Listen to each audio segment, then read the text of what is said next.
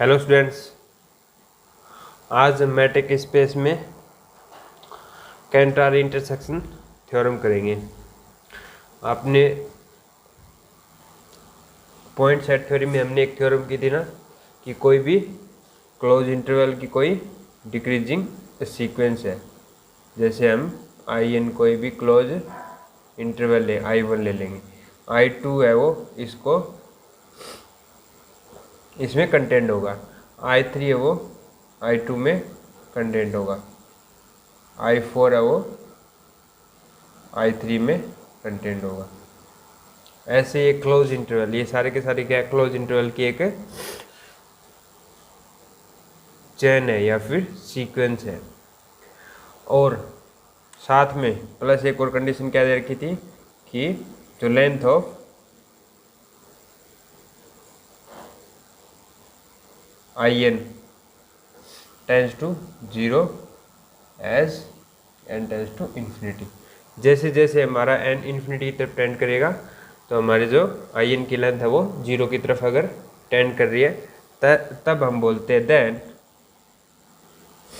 Intersection of I N contains exactly one element, contains exactly one element, है ना। ये हमने एक थ्योरम पढ़ी थी। तो कैंटार इंटरसेक्शन थ्योरम है वो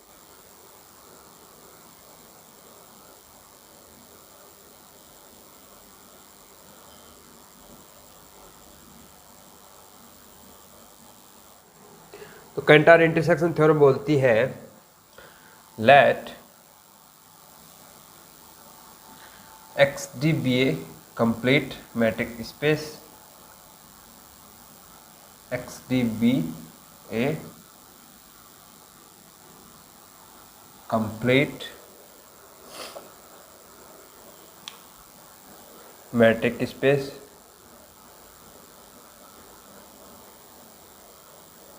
कंप्लीट मैट्रिक स्पेस का क्या मतलब होता है? कल हमने डेफिनेशन की थी ना कि वह मैट्रिक स्पेस जिसके अंदर every Cauchy sequence is convergent are called complete.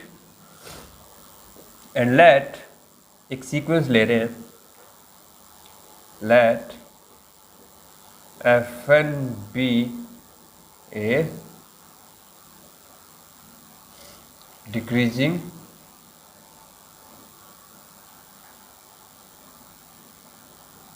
sequence of closed subset of X। हमारी जो Fn है वो डिक्रीजिंग सीक्वेंस है किसकी? क्लोज सेट की। तो ये Fn है, F1 क्लोज सेट है, F2 क्लोज सेट है, F3 क्लोज सेट है, F4 क्लोज सेट है। लेकिन साथ साथ क्या कंडीशन है कि F1 है वो कंटेन्स कर रहा है F2 को, F2 कंटेन कर रहा है F3 को, F3 कंटेन कर रहा है F4 को, और ये चलती जाएगी। तो ऐसी हमारी ये सीक्वेंस है, decreasing sequence of closed subset of X। Now एक कंडीशन और है, and diameter of Fn converge to 0 as n tends to infinity पे, या फिर d of f of n converge to 0 as n tends to infinity।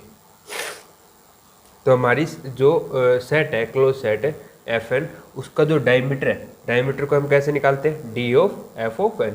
d of f of n का मतलब क्या होता है? d of f of n is equal to supremum of d of x Y where X Y belong to f of n।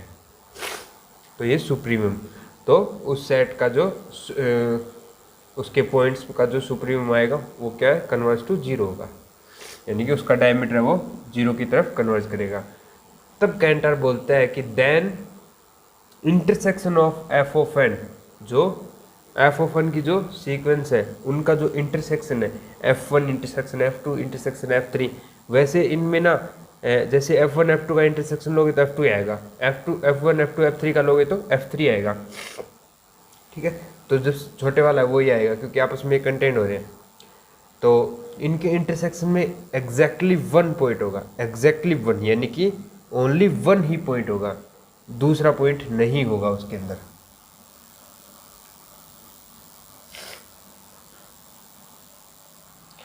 Then intersection of Fn contains exactly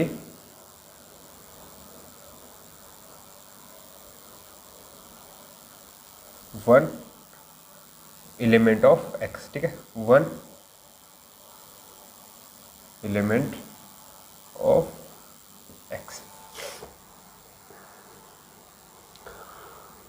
तो ये हमारे Cantor intersection theorem का statement है कि कोई भी XD complete metric space है, Fn है वो decreasing sequence of closed subset of X, and साथ ही साथ एक कंडीशन दे रखी कि diameter of f of n converge to 0 as n tends to infinity. Then intersection of f of n contains exactly one point या one element of x। तो ये हमें प्रूव करना है। प्रूफ,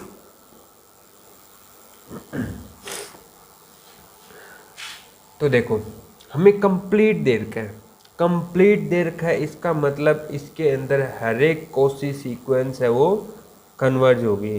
तो हम एक ऐसी कोसी सीक्वेंस, एक सीक्वेंस ऐसी कंस्ट्रक्ट करेंगे कि वो कोसी सीक्वेंस होगी और कोसी होगी तो वो कन्वर्ज करेगी, ठीक है, ये हमारी कंप्लीट बोलती है। तो वो हम कोसी सीक्वेंस कंस्ट्रक्ट करने का तरीका क्या है वो देखो। हमारे पास जो फंक्शन जो सबसेट है डिक्रीजिंग सीक्वेंस का सबसेट वो क्या है, F1 contain F2 contain F3 contain F4 ऐसे। तो जो f ऑफ सेट जो सेट F1 है, यहाँ से मैं एक पॉइंट उठा रहा हूँ x1, ठीक है, यहाँ से उठा रहा हूँ x2 x3 x4, ठीक है। इसका मतलब जो हमारी सीक्वेंस है, let xn be A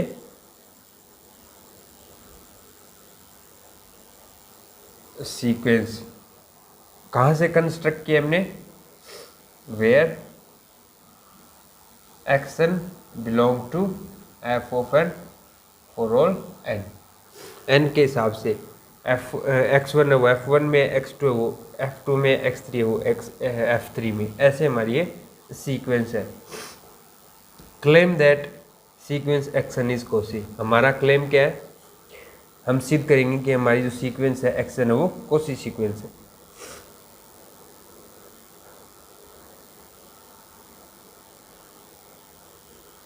xn is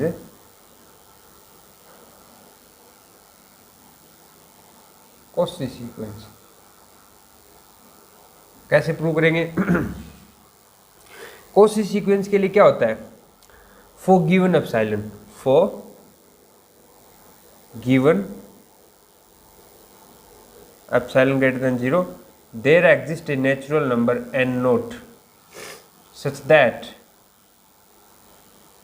d of xn xm is less than epsilon for all mn greater than equal to n note है, ऐसा हम मानते हैं। तो देखो हमें गिवन क्या है कि हमारा जो क्लोज इंटरवल एफ एन है उसका डायमीटर 0 पे कन्वर्ज कर रहा है as n tends to infinity पे। अगर ये 0 पे कन्वर्ज कर रहा है तो एप्सिलॉन डेफिनेशन से इसको क्या बोलेंगे,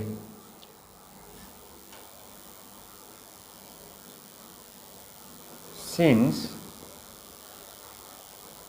d of f of n converge to 0 as n tends to infinity।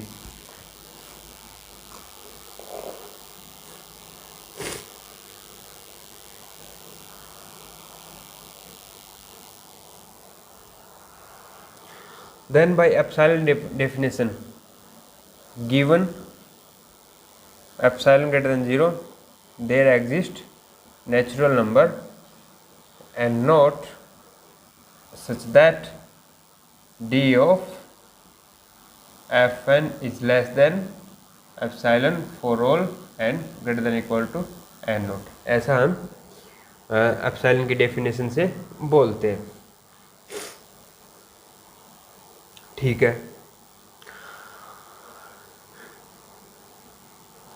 अब हम ये हमारी सीक्वेंस पे अप्लाई करेंगे कि हमारी सीक्वेंस इससे कौन हो रही है, नहीं हो रही, सेम इसी एन नोट और एप्सिलॉन के लिए।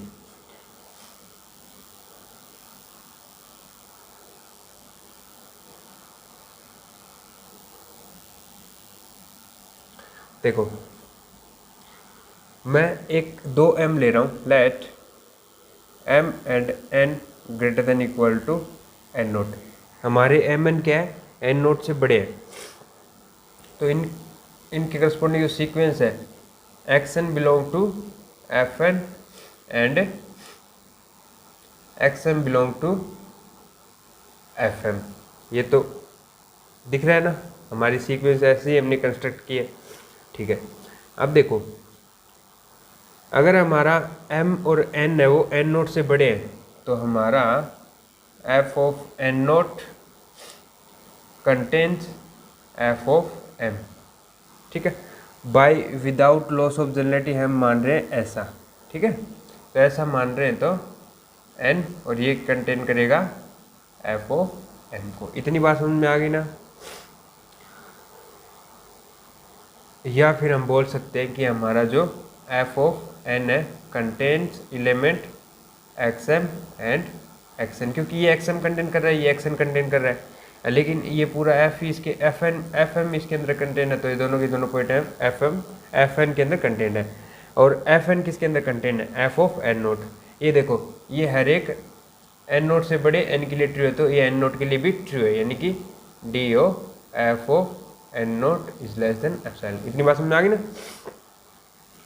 तो यानी कि ये कंटेन कर रहा है f ऑफ n नोट को, तो f of n naught contains xm and xn for all mn greater than equal to n naught के लिए। ठीक है, देन क्या होगा, जो हमारा d ऑफ xm xn है ये always less than equal to होगा diameter of f of n note से, बिकॉज जो डायमीटर है वो सुप्रीमम होता है ऐसे पॉइंट्स का।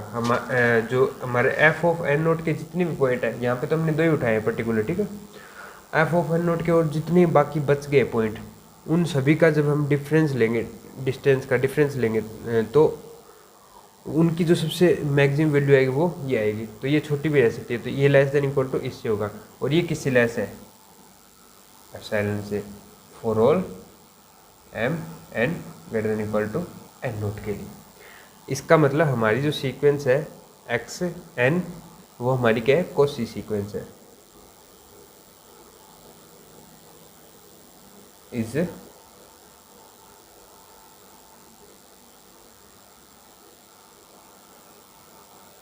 Cauchy sequence. तो हमारा अभी आधा काम कंप्लीट हुआ है।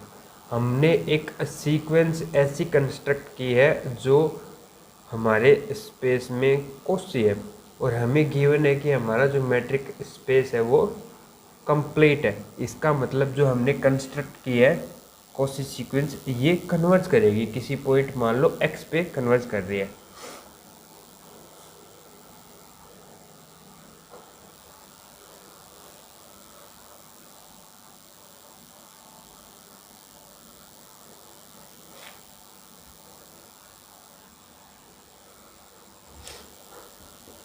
It implies xn is convergent क्योंकि xd is complete। ठीक है, जो हमारी मैट्रिक स्पेस वो क्या है, कंप्लीट है। इसका मतलब हमारी xn कन्वर्ज करेगी। Suppose limit of n tends to infinity पे X N is equal to X पे कन्वर्ज कर रही है। अब हमारा जो क्लेम होगा वो ये होगा कि हमारा जो एक्स है, हमारी जो एक्शन जिस पॉइंट पे कन्वर्ज कर रही है वो पॉइंट हमारे इंटरसेक्शन में आएगा, एफ एन के इंटरसेक्शन में आएगा। ठीक है, claim that X contained in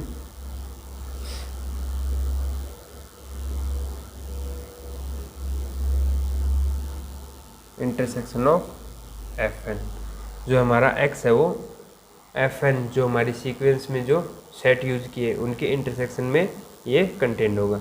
तो ये चीज़ शो करने के लिए हम देखो क्या करेंगे, हमारी सीक्वेंस के अगर हम फाइनाइट एलिमेंट छोड़ दें, हमारी सीक्वेंस के मान लो हमने एम टर्म्स छोड़ दी, उसके बाद जो बच गई है m+1 xm+1 xm+2 xm+3 dot x infinity, तो क्या ये हमारी जो सीक्वेंस है वो x पे ही कन्वर्ज होगी या कहीं और जाएगी?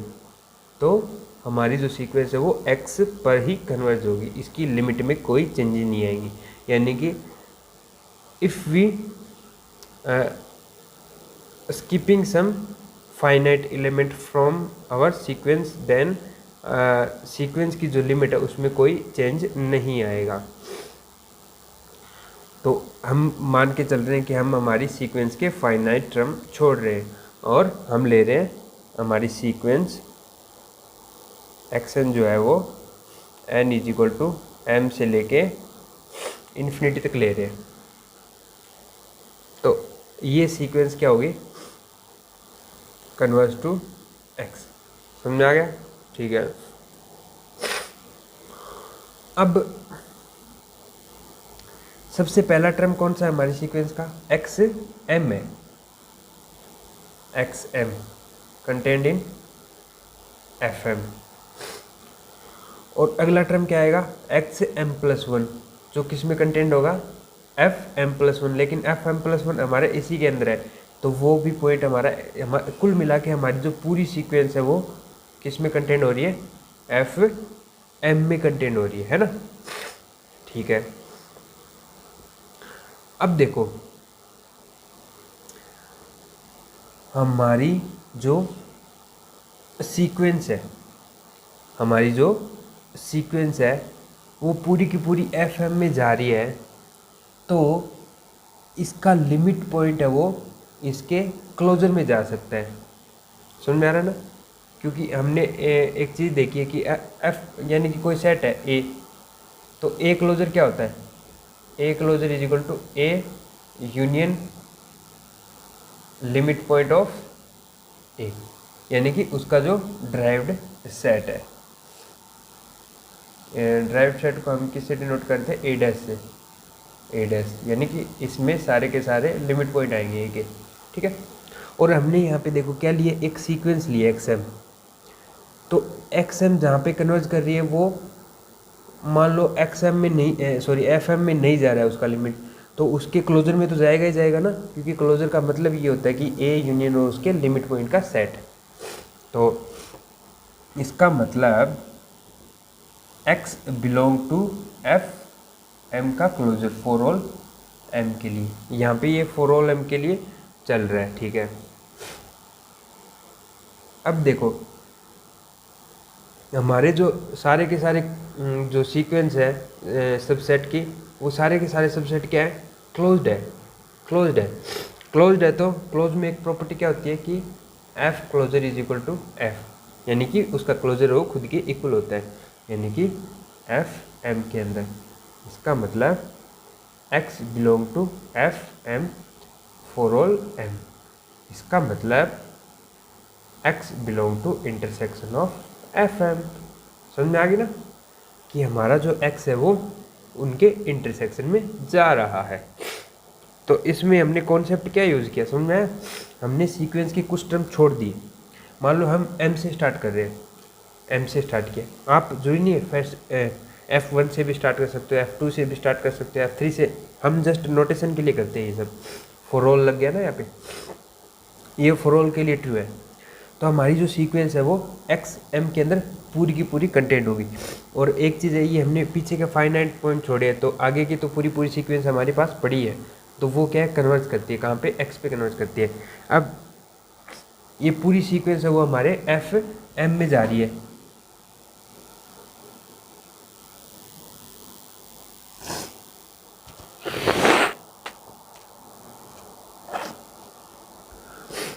हमारी पूरी की पूरी सीक्वेंस एफ एम में जा रही है, तो इसका लिमिट जो है, हमारी सीक्वेंस का जो लिमिट है वो इसके क्लोजर में हो सकता है। मान लो हमारा जो पॉइंट है वो इसके क्लोजर में है, लेकिन ये हमारा जो सेट क्या है, क्लोज्ड है, तो हमारा पूरा ये F closure F m closure है वो एफ एम के इक्वल हो गया, यानी कि वो सेट एक्स है, जो पॉइंट एक्स है वो एफ एम में कंटेन हो रहा है हर एक एम के लिए। तो इसका मतलब एक्स है वो उनके इंटरसेक्शन में भी जाएगा। हमारा जो क्लेम था x belong to intersection of F n, true हो गया, प्रूव कर दिया हमने। ठीक है, अब हम दिखाएंगे कि हमारा जो, एक बात तो समझ आ गई ना कि हमारा F m contains one element, एक एलिमेंट एक्स कंटेन कर रहा है, ये हमने प्रूव कर दिया। लेकिन अभी हमें दिखाना है कि ये एग्जैक्टली वन है। एग्जैक्टली वन मतलब इसके अलावा और कोई भी एलिमेंट इंटरसेक्शन में नहीं आएगा। तो हम सपोज कर रहे हैं कि इसके अंदर आ रहा है, एक दूसरा एलिमेंट आ रहा है, इसको हम यूनिकनेस बोलते हैं।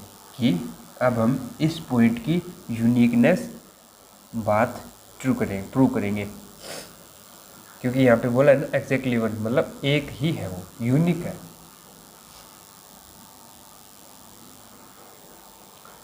तो यूनिकनेस, तो let y different from x belong to intersection of F m. ठीक है, एक y है जो x से डिफरेंट है और हमारे इंटरसेक्शन एफ एम में आ रहा है।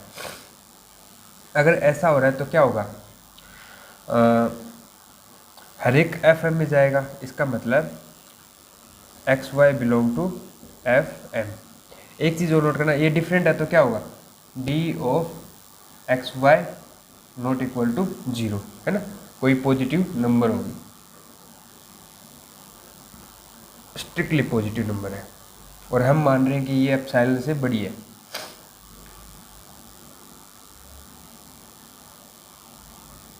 ऐसा मान लिया हमने, है ना, ठीक है। और ये हर एक एफ एम में जाएगा, क्योंकि इनके इंटरसेक्शन में ना, तो कोई भी एफ एम की कुछ एम की कुछ भी ले लो, हर एफ एम में मिलेगा ये आपको। अब देखो हम क्या करेंगे, d of x y is less than equal to d of F m. ये बात तो श्योर है ना, क्योंकि एफ एम में, तो जो एफ एम का डायमीटर है वो इनसे बड़ा ही होगा। As m tends to infinity पे डायमीटर तो कहाँ जा रहा है, जीरो पे जा रहा है, as n tends to infinity पे, या फिर हम इसको बोल सकते हैं epsilon for m greater than equal to कोई एन नोट है। ठीक है, तो इसका मतलब क्या आ गया, d of x y is less than epsilon. लेकिन हम क्या मान रहे हैं कि हमारा जो दोनों की जो लेंथ है वो एप्सिलॉन से बड़ी है, यानी कि ये जो है वो एप्सिलॉन से बड़ा है। तो ऐसा ट्रू हो ही नहीं सकता कि कोई नंबर है वो एप्सिलॉन से छोटा भी हो और एप्सिलॉन से बड़ा भी हो। तो दिस इज कॉन्ट्राडिक्शन। ठीक है, दिस इज कॉन्ट्राडिक्शन। तो कहने का मतलब हमारा जो डिक्रीजिंग जो सीक्वेंस है क्लोज सेट की, उनका जो इंटरसेक्शन होगा उसमें एग्जैक्टली वन पॉइंट होगा, और वो क्या होगा, जो हमने सीक्वेंस बनाई है हर एक एफ एन में से एक पॉइंट उठा के, और जो सीक्वेंस जिस पॉइंट पे कन्वर्ज करेगी वो ही उनका इंटरसेक्शन पॉइंट होगा।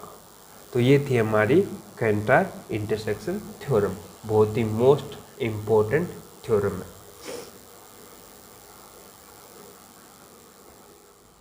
तो आज के लिए